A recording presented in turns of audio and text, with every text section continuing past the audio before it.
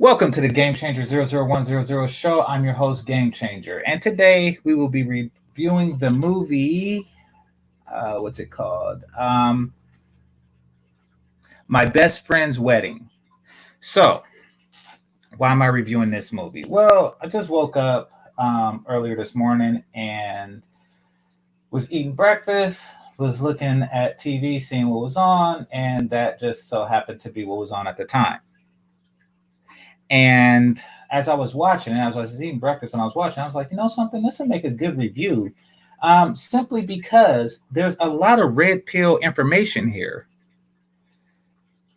If you really think about it, it's one of those overlooked movies that if you look into it, it's like there is a lot of fuckery going on Julia Roberts' part that you didn't really notice. And that's because, like me, many of you were kids when you watched it, or at least teenagers, and you've seen it and, just like, okay, this is just an interesting romantic comedy, shit like this doesn't happen in real life. Julia Roberts is an outlier. Women do not have her behaviors in nature. That just doesn't happen. In nature, it's more like the movie Boomerang, where, you the man and all the bitches want to fuck you until you finally settle down for Halle Berry when you really wanted Robin Givens, but, you had to bite the bullet and spend the rest of your life fucking Halle Berry. That's what you thought real life was.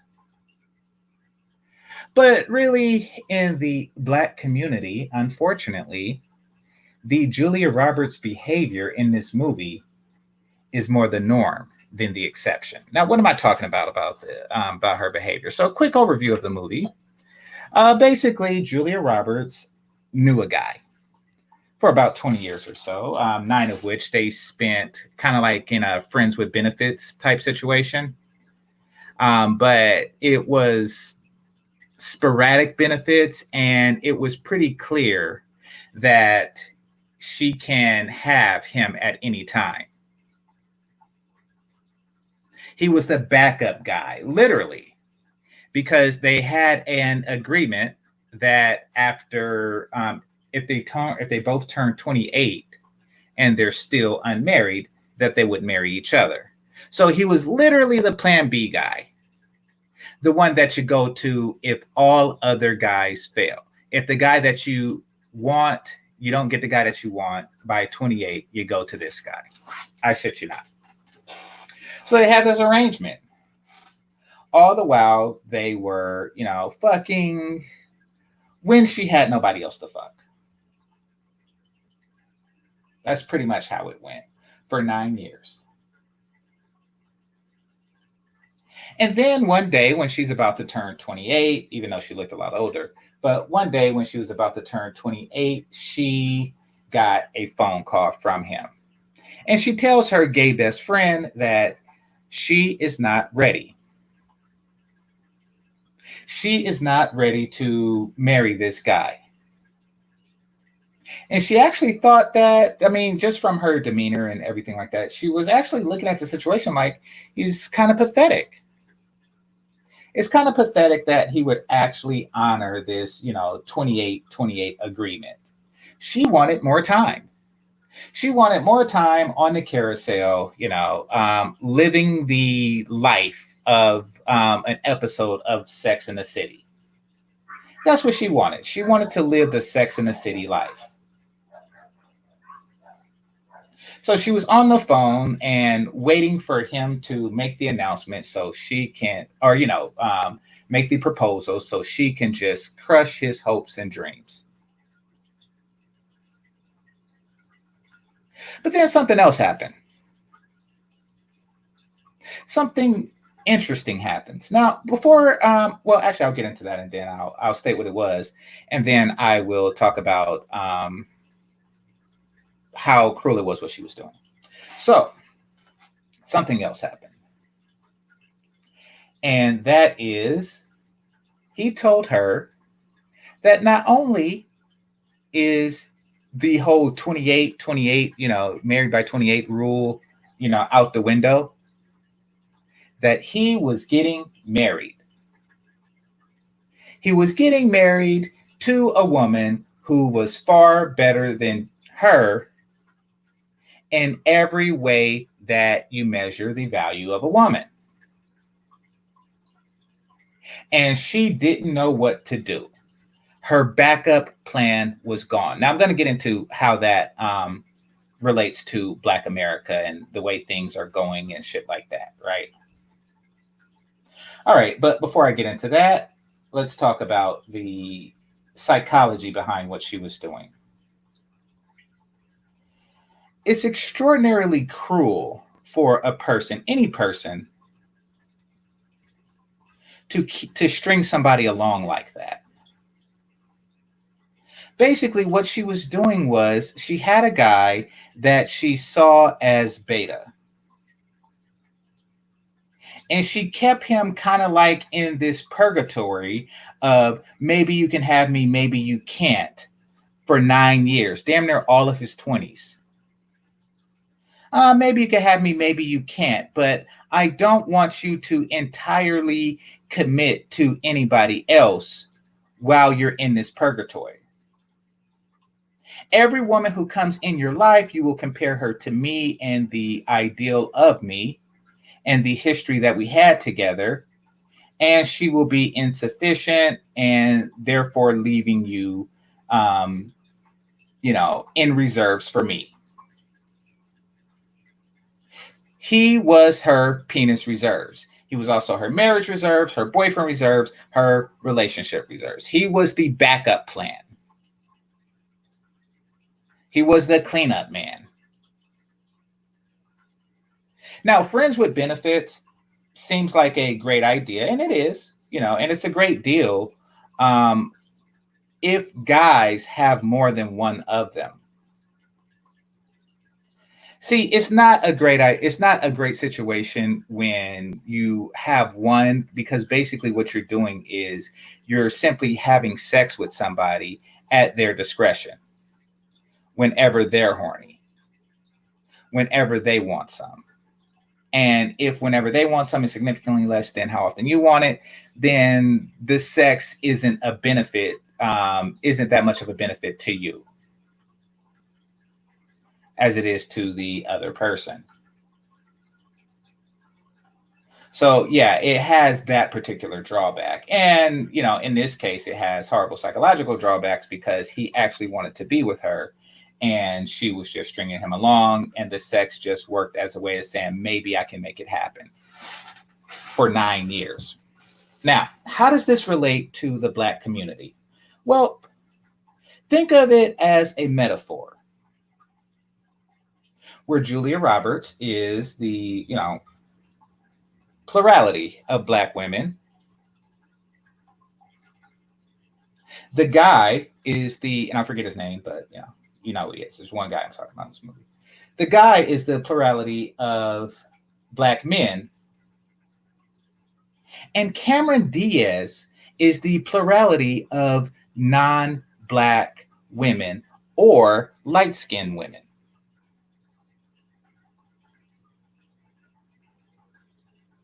Now let's look at the situation again. The Black women, the plurality of Black women, attempted to hold the plurality of Black men in some type of flux, purgatory. I want you to want me, but I don't necessarily want you right now. I want you to be there after I'm done exploring my options.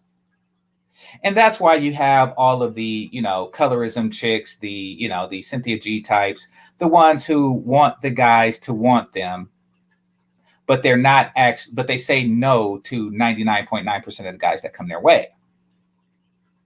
Until maybe like their 35th birthday, and they're like, okay, I have 3 eggs left. Let me go out and take care of this.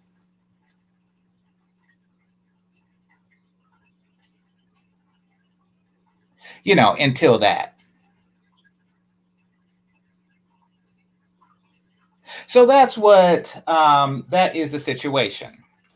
Now, what we're going to talk about as far as the movie goes is the tactics that was being used. So Julia Roberts get the news, the heartbreaking news that the man that she planned on keeping in this permanent purgatory has found somebody else. And now all of a sudden, her plan B becomes her plan A. She decides, you know something? I want this man in the way that he wanted me for 9 years. I now want him in that way. So what I'm going to do is I am going to try to break up his marriage. Once again, there's no real guarantee that once she breaks up that marriage, that she will marry him. No, much like the ones who cry colorism or racism or, we're being picked last, why is he marrying a white woman? There's no guarantee by not marrying a dark-skinned ADOS black woman that a dark-skinned ADOS black woman would marry you. So let's be clear. It was Julia Roberts' intention to break up his marriage with the pre-war, very attractive, filthy rich Cameron Diaz,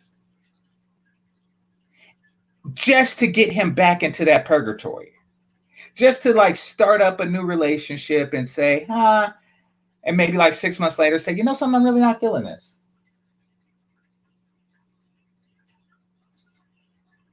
And that's definitely what was destined to happen. And I'm talking about the movie now, not the analogy. That's definitely what was destined to happen, simply because she's the type of woman, the plurality of black women, who want what they can't have. And since the community is tailored to where they can pretty much have any man that they want, because most men don't have standards of any type, most black men don't have standards of any type, they find themselves chronically single. If you want what you can't have and you can have anything, then you don't want anything.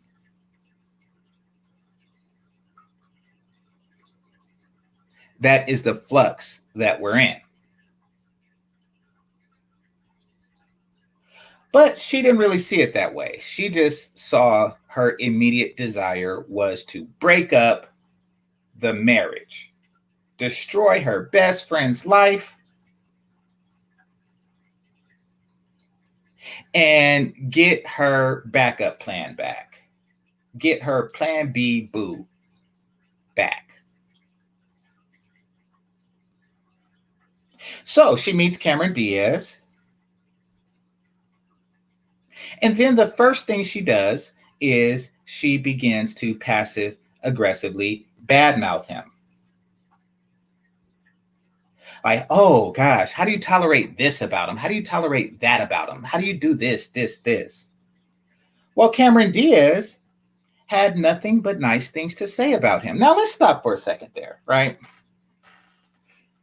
And so you could get an idea of why she represents the plurality of black women. But before I do that, let me give the shout outs, the standard shout outs. I hate the shadow ban thing, but nevertheless, I appreciate those who, aren't on the no watch list or whatever. I don't know how that works. But anyway, I appreciate you, Marco, Benjamin, Pump and Dump, and Mace. Let's see, Mike, Anon, and Basile. Bullet Scotty, and did I say Anon already? Well, if not, I'll say it again. Anon and Light Skin Motivation or Light Skin Motivation. And Art, appreciate you. And DK, appreciate you. All right, so and Zone, appreciate you. Oh, yeah, you got to do that. So, where was I? Okay. So she began to passive aggressively speak bad about the guy. Now, why does Julia Roberts represent the plurality of black women? Well, do black women not talk shit about black men chronically? Every chance they get, they try to down the plurality of black men in front of other groups of women. For example, down low brothers. Oh, they on the down low. Oh, they broke. They cheat. They do this. They do everything they can as loud as they can to downput the image of Black men whenever they can. But the most recent offense of this, besides the whole Gail situation, back to Gail, et cetera, et cetera. Before the whole Gail situation, the most recent offense to this was the Lonnie Love scenario where she just said Black men, due to slavery or some shit like that, are just some, cheating animals, right? And then it was the non-Black men who stood up for the plurality of Black men. Now you see why I use this analogy. So, just like Lonnie Love tried to say, some bad shit about Black men, and Jenny Ma defended, and then she got to marry the Black men in the end.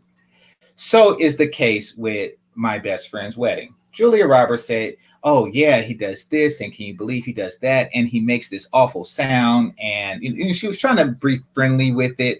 But really, she was like, do you really want to marry this nigga? She was trying to instill doubt into Cameron Diaz's head. And then Cameron Diaz says, yes, I know he's not perfect, but I love him, and I love his imperfections, blah, blah, blah. Fuck what you say, bitch.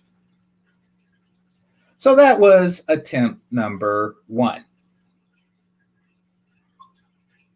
Attempt number 2 to destroy this man's life was she attempted to make her feel uncomfortable at a karaoke bar. She basically brought her to a place, took her out of her comfort zone. Now, some of you fellas may find yourself in a situation like this. If you're with a non-ADOS woman and she perhaps is not completely familiar with certain aspects of the culture, the women in your life, sister, mothers, aunts, will try to put her in a situation where she is not culturally comfortable.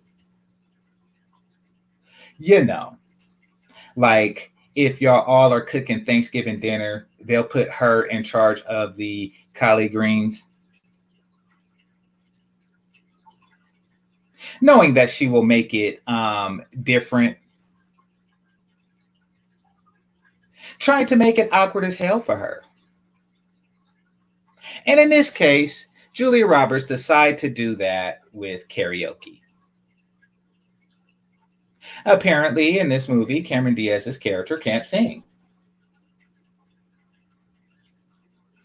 So she forced her into an uncomfortable situation. She sung horribly. At the beginning, the crowd was against her, but by the end, the crowd was with her. Julia Roberts had egg on her face, and it just brought them closer together. So, hit and miss.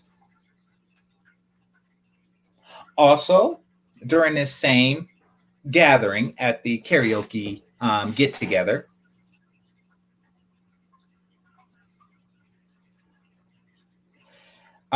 they decided she moved the topic onto their shared history. Because remember, they were friends for 9 years, right? Making things very uncomfortable for Cameron Diaz, because this was a conversation that they can have that Cameron Diaz cannot have. This is also something that can be done by the plurality of Black women on a plurality of Black men.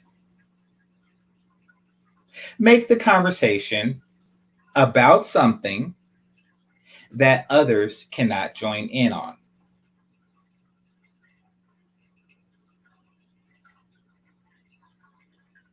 Thereby making the third party feel like an outsider.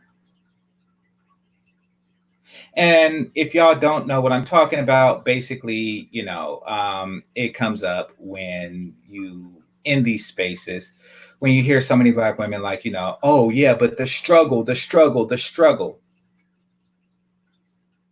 Making those whose history isn't so struggle-ish feel like an outsider.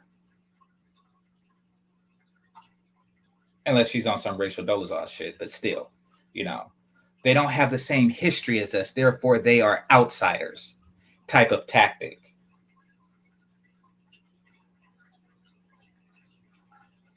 Now, the next part is interesting, her tactic, and I thought that, this means that she was really desperate to do this.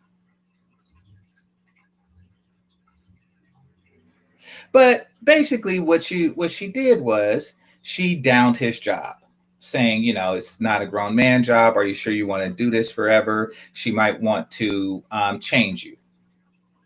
She might want to have her billionaire father give you a better job. So first she checked with him. Is that what you want? When she found out that he didn't want that, that he was happy in his current job, and that his fiance would never attempt to do that, she then went to the fiance and said to her, let's try to convince him to change his job, to upgrade and update his job, to get more money. Now, this was a thought that she previously didn't have. But she was coerced and convinced into doing so. So she talked to her father, the father talked to him, and then, you know, he was upset and he took it out on her. You know, he took it out on Cameron Diaz's character. Now, how does that relate as far as we talk about the plurality of Black men, the plurality of Black women, and the plurality of non-Black dark-skinned women? Well, they do shit like that all the time. If you notice, they will say things like, you know, oh, she's trying to take you away from the culture.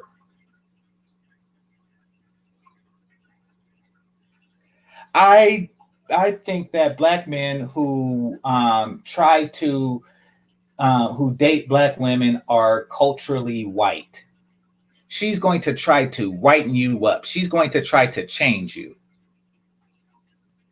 while at the same time telling white women that Black men, you know, are too Black, and the problems. These are the problems with that. You know, it's fine if they behave this way.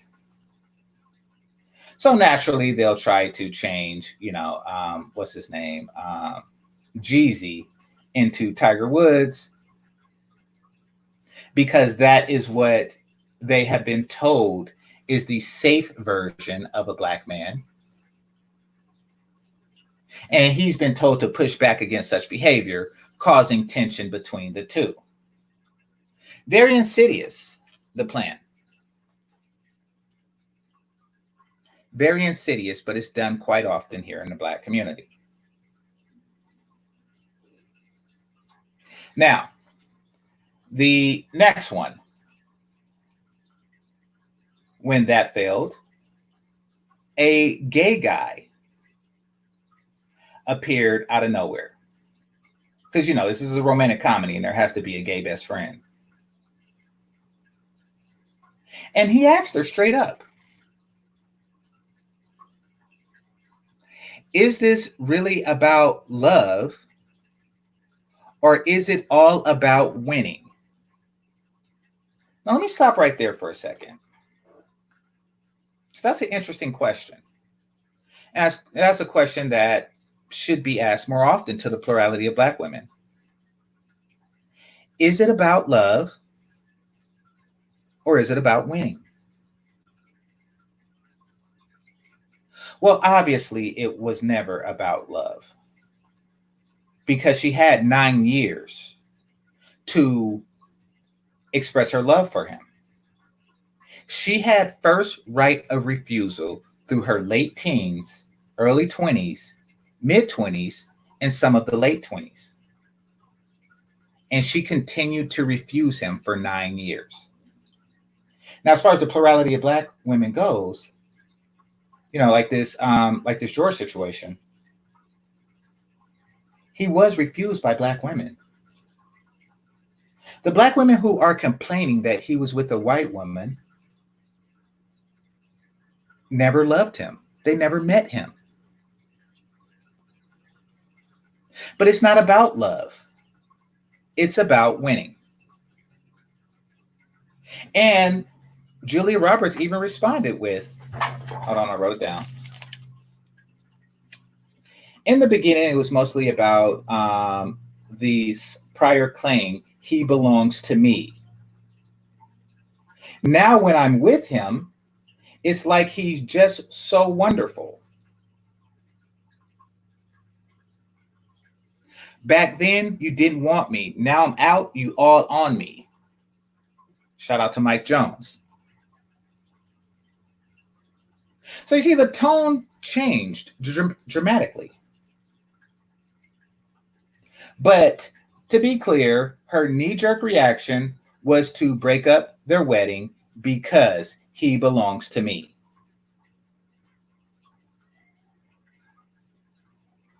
As far as that goes, the plurality of black women, men and non-black women or non-dark-skinned black women, the same logic applies.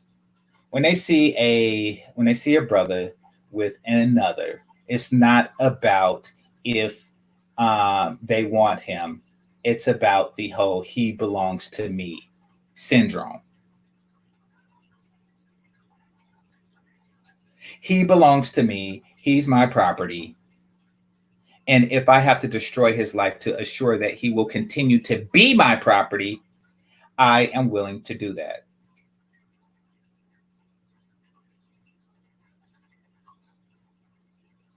And to that, he responded, the gay guy. And let's just say the gay guy represents the plurality of all non-black men for the sake of this, analogy. So to that, the gay guy says, you are afraid of love, afraid of belonging to someone. Now, y'all know, and y'all have often heard me say that when you are in a relationship, when a woman is in a relationship with a man, he owns you and you are his property, or vice versa. You are his property and he owns you. Same thing, really. Exact same reason. Exact same rationale, excuse me.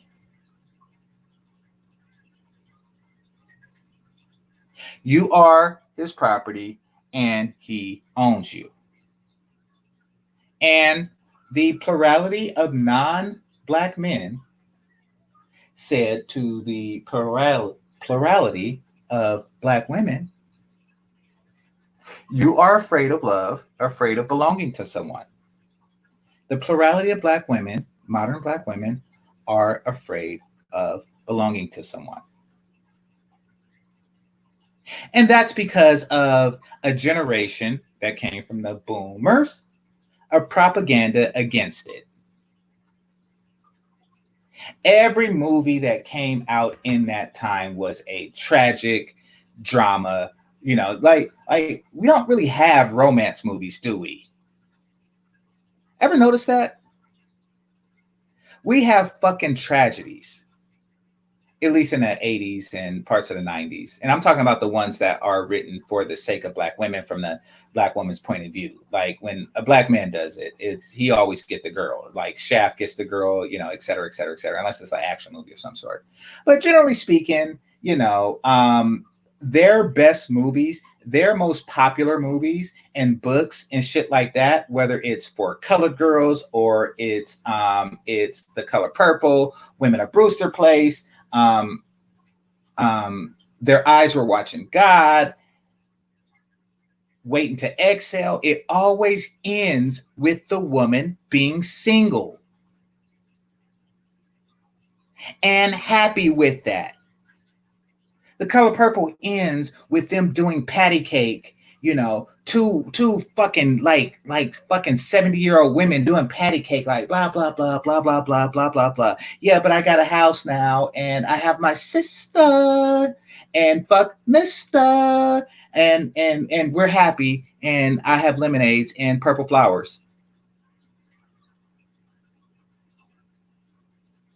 There's no love stories. There's just fucking tragedies. Like, oh yes, at the end of the movie, the guy didn't get the girl, but we have 4 girls and it's New Year's and we're waiting to exhale and we're gonna do our slow motion hug. There's no happy ending. There's just tragedy. It's tragic. I swear it's tragic.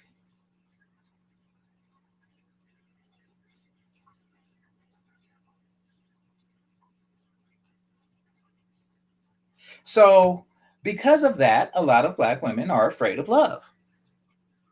If you're Gen X or younger, not your fault. That shit has been instilled in you through propaganda.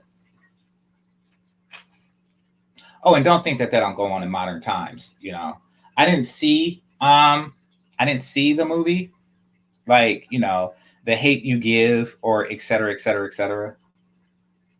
But since the boyfriend died in the beginning of the movie, I doubt it ended with a romantic ending. In fact, I'll leave that up to you. Put in the chat room or comment section a movie that you remember that was written, with the leading lady, meaning it was written for the sake of Black women, where at the end she got the man. Tell me about it. Maybe I'll do a review on it. Even Queen and Slim ended with both of them dying. That's how they see life. These are the movies that Black women make for Black women. The boomers.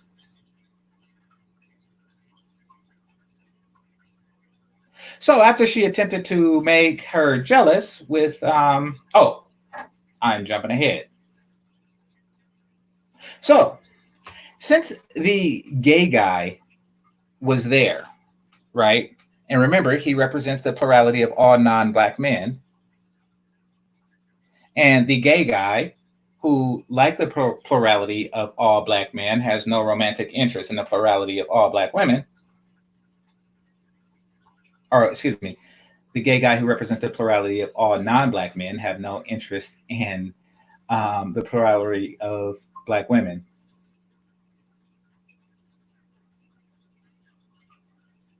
He told her to tell him the truth.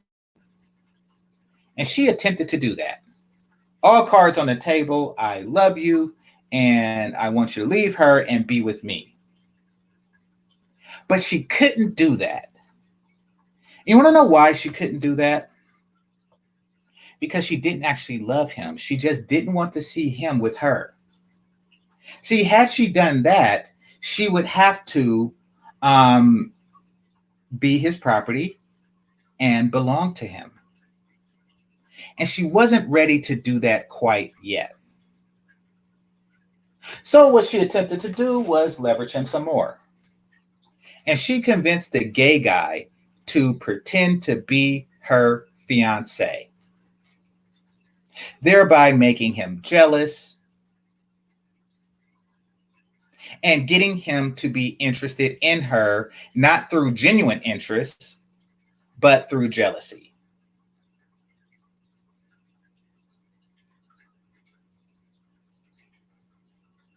That was his attempt.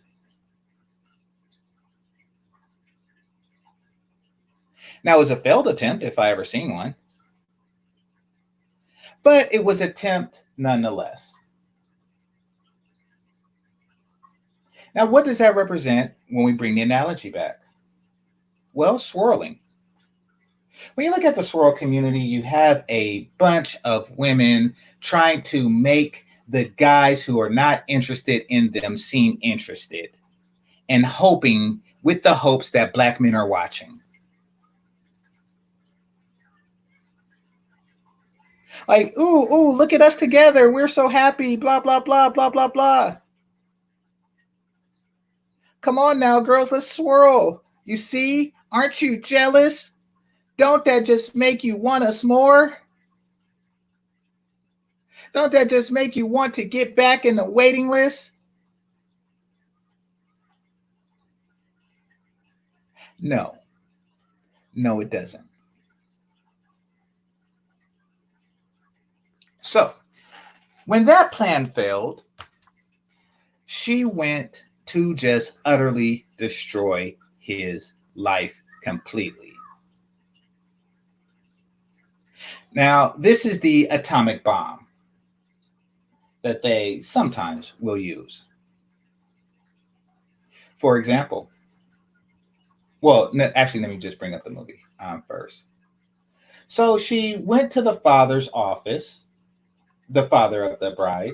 Basically, she went to the white man and sent an email to his boss, the plurality of black men's boss. So basically, she went to White Zaddy.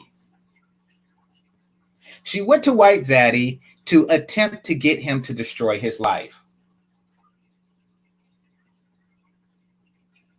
She said, please, White Zaddy, destroy his life, with hopes that that would destroy the marriage. And by destroying the marriage, he will be back in his place. He will belong to me again. He will be my homosexual.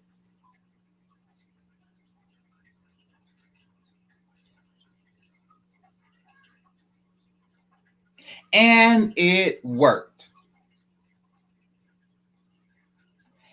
Now, he didn't lose his job, but he was so mad because he thought that the attempt came from Cameron Diaz, because why would the plurality of black women go to White Zaddy to destroy black men? You see, he wasn't red-pilled.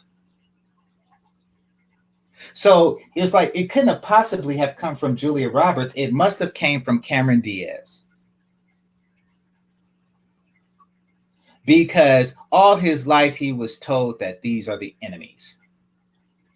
So he broke off the marriage. But he went to the brunch. He went to the brunch in the gardens, just to save face, hoping that she would tell the family. And Julia Roberts, after torpedoing this guy's wedding, she's like, wait, why are the two of you here and not broken up? Why aren't you two just at home crying, breaking up a potential, I thought that I sufficiently broke you two up.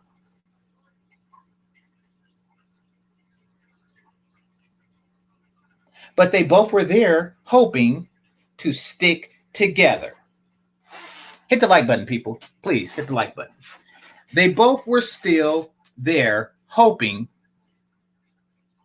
to stick together, hoping that we can come together and get back together. See, they didn't want to break up. So Julia Roberts like, how come you haven't told your parents? Like, why are you here? She was there still just trying to squeeze this breakup.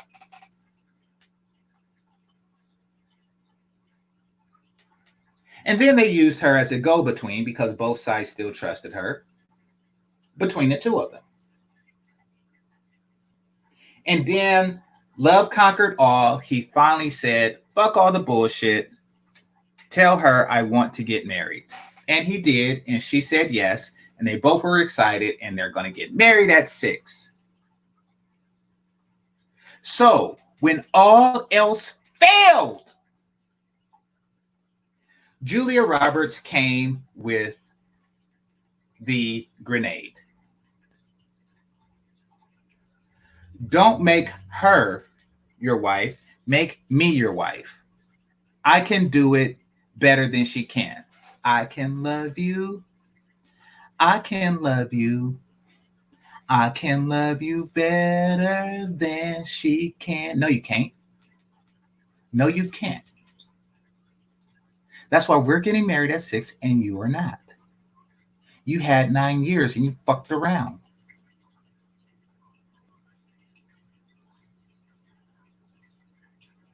So the plurality of black men went to the plurality, or the plurality of black women went to the plurality of black men and said, okay, don't go with the plurality of non-black women. Go with me and and she attempted to kiss him, which would represent like some sort of fake submission. And, Cameron Diaz see it, and she just ran away in tears.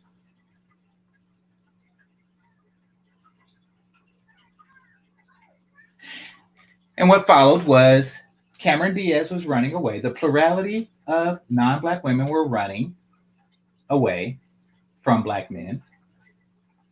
Black men was running towards the plurality of non-Black women. And the plurality of Black women were running towards the plurality of Black men.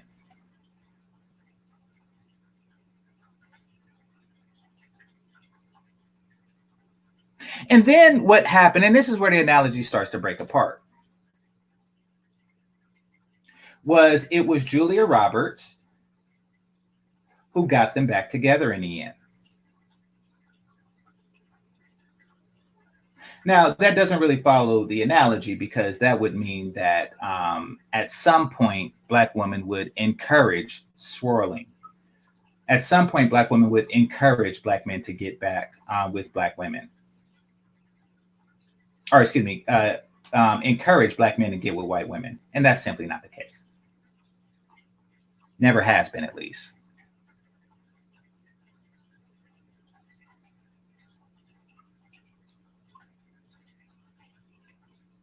So that's what happened. Unfortunate, but true. At least in the movie sense. It's unfortunate that the analogy broke up that way, but is what it is. So after that, it's the same movie that are romantic comedies. They get together, him and Cameron Diaz. They forgive her for trying to destroy their lives, because that's what people do, right? That's what people do. Like, oh, you attempted to get me fired, divorced, broke and brokenhearted. If it were up to you, I would have went from about to marrying the daughter of a billionaire to just being like heartbroken and homeless, living in my car, eating eggs that I cook on my radiator or cook on my engine. That's what you were hoping for me. And then one day you were gonna be with me, and then you were gonna say, oh, you a broke ass nigga. I'm like, I'm only a broke ass nigga because you got me fired. Yeah, but you're a broke ass nigga, so I can't fuck with you. That is what you planned for me, but I forgive you. But now what's happening in, the West proper is that both sides, really all three sides, just simply are untrusting of this group of people. I mean, think about it. Let's put this into reality for a second. Like, the father is going to see, like, hey, wait a minute. He's going to see, like, the outgoing emails. And he's going to say, hey, wait a minute. I didn't send this email. Or the person who received the email is going to be like, hey, what the fuck? They're going to talk. They're going to figure out what happened. And they're going to be like, treacherous bitch. I let her in my office and she does some shit like this.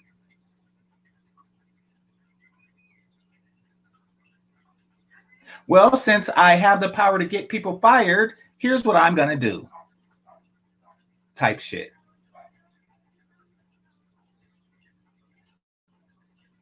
That's what, would really happen. What would really happen would be like, look, bitch, back the fuck off. Thank you for letting me hit it sporadically for 9 years, but now just back the fuck off. Is what the guy is going to say. Cameron Diaz is going to be like, bitch, you tried to destroy my perfect life. Back the fuck off.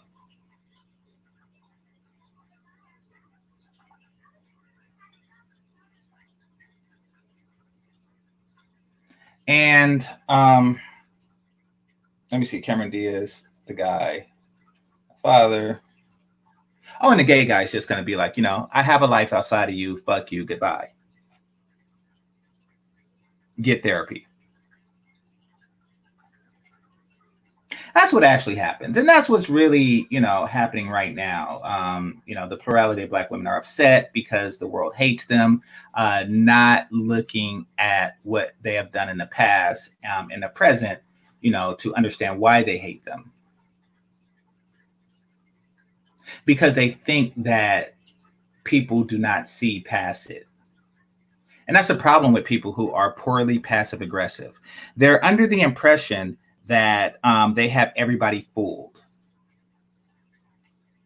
That the things I just described will never happen, and a large group of people will not uncover the deceit simultaneously. That their web of lies will not be unraveled.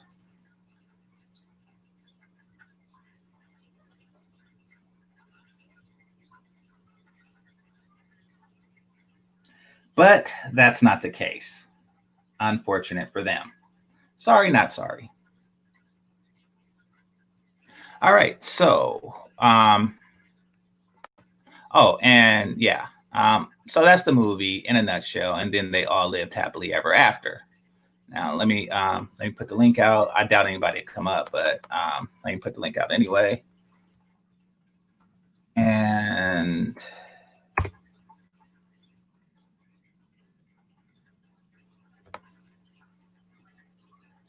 let's take a look. All right. Right before Cameron expired. Yeah, she expired hard too. Somebody did a picture of her without makeup. Cameron Diaz is claimed to fame. No, so just so you know, Cameron Diaz is proof that a woman can be like small tittied and attractive. And to her credit, she does look good on screen still. I think the last time I seen her really looking good was Something and Mandy Makes a Porno. Somebody and Somebody Makes a Porno. And she was looking like MILF good in that movie. Now, she later did Cruella de Vil and she was showing her age, but she actually looks worse than that without makeup. But she is proof that all you have to do as a woman is remain in shape. To at least sustain or maximize yourself against other women in your age bracket.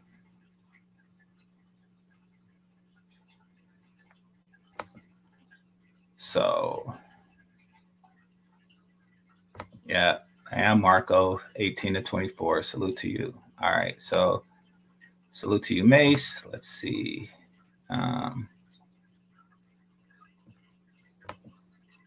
Well, yeah, I mean, see, here's the thing. Kimberly Russell, by the way, that's the name of the character of Cameron Diaz's character. See, Kimberly Russell just kind of interfered with Julia Roberts' plan. Her plan was to string this guy along until she was ready. Remember, RBR, right? RBR was strung on for years. He was the back burner dude for years. He was circling the water for decades. I think it was like 20 some years or something like that, 20 or 30 years. Before she decided to like, okay, let's get married. They will do that shit. This is not something I'm making up. Like, however, and that's only because Cameron Diaz didn't come for RBR. And she probably did, but because he's blackity black, blackity black, blackity black, he didn't take him up on the offer. But you see, the plan that they have for you, this RBR plan, that's a good title of the video. This RBR plan that they have for so many black men only works if the guy is blackity black, blackity black, blackity black. Because if he's not blackity black, blackity black, blackity black, if he's not that, then Cameron Diaz is going to come along. Kimberly Russell is going to come along and snatch him up. So basically, this whole pro-black and B1 and all this bullshit is really just them trying to prepare you for the RBR plan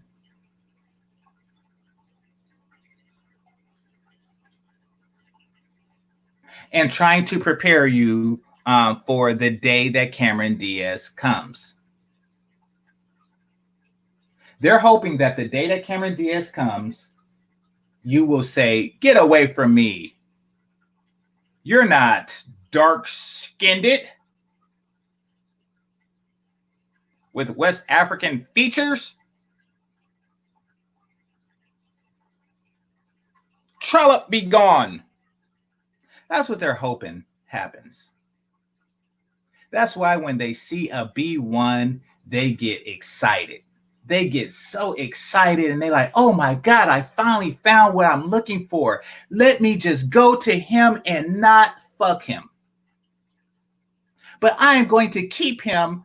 And when I'm ready, he will be the stepfather of my kids." That's the plan.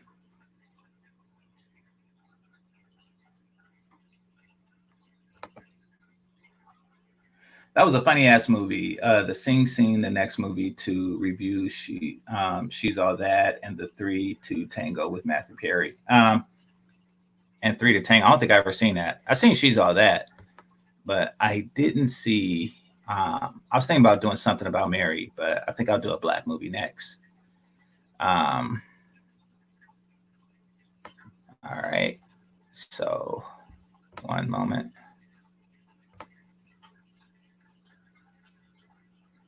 Let's see.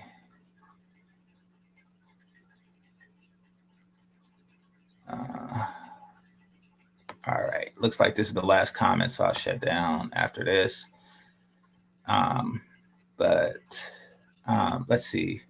Nobody's pushing swirling and racial whitewash. Huh? Okay. Nobody's pushing swirling and racial whitewash harder than brothers. Most sisters could less if a white man wants them. Facts. Okay, Jessica, I'll bite, especially if you want to come up. But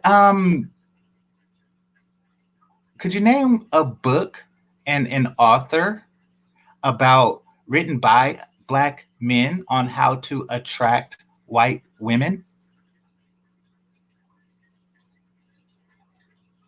I mean, you say nobody's pushing swirling and racial whitewashing harder than brothers. So, please show and prove. Name the book. Name the book. Please. Please.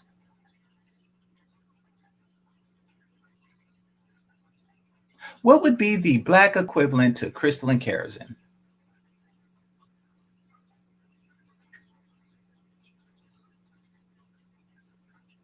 So while you try to figure that out to, wait a minute.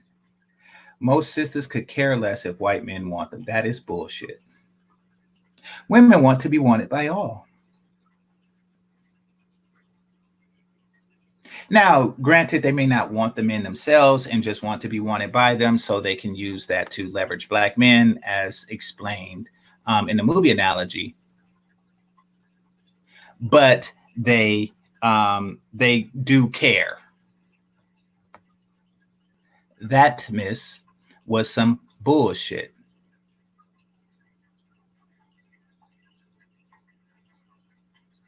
But prove me wrong. All right, let's see. Benjamin D'Souza, salute. All right, let's see what's going on here.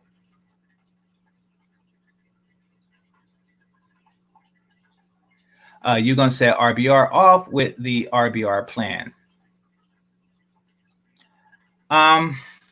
Possibly. Yet it had to have been said because it's really a tragic tale. It would be more so if he didn't have kids of his own. But it is a tragic tale. And unfortunately, it's what so many sisters are doing. Like when I watched the video, Frustrated Black Men in Brazil, the documentary video, I had a conversation with the chick, and I'm gonna see if I can still find it in the comment section. And the conversation was simple, but it ended up with me asking, because they said that these guys weren't appealing. I'm like, okay, I'll bite, but if they're not, then why are you so against them going elsewhere?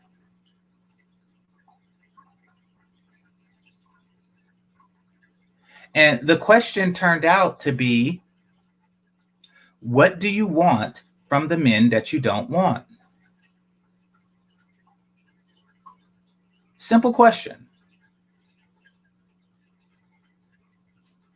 Now, of course, she didn't give a straight answer, but the truth is obvious. And the truth is that they want the men that they don't want to want them. Period. Sick and twisted. And they want this so that they could keep this man around, encircling and hoping and praying and wishing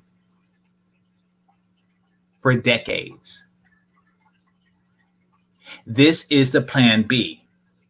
And another problem with plan B is that they're going into their current relationships. Like, even if, like all the other shit wasn't going on, they're still going into their current relationships.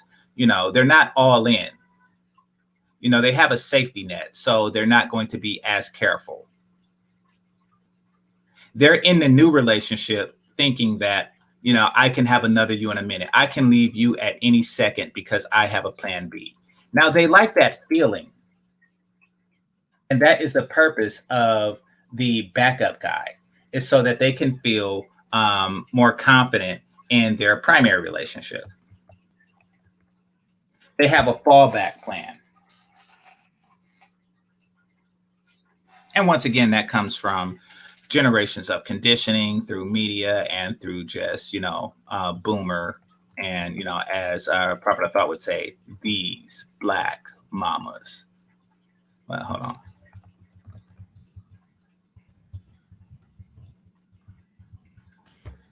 All right.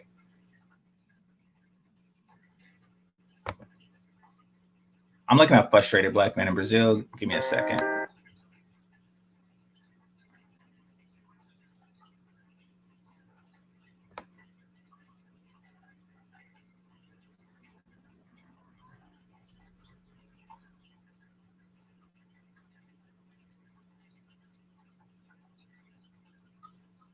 All right, so I'm not going to find my comment anytime soon. If I do, I'll probably make a separate video. But it was an interesting back and forth in the comment section that I would read off to you.